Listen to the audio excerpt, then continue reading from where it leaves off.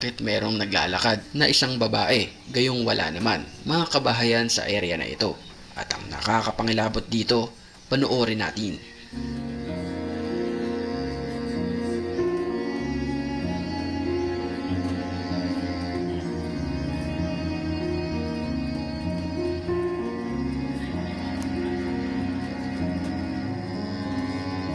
Ang babae ay nagpakita na naman sa pangalawang kurbada. Gayun din sa paulit-ulit na kurbadang kanilang dinadaanan ay merong isang babaeng nakapula na nagpapakita. Malinaw na ito ay isang multo o kaya naman ay isang ligaw na kaluluwa.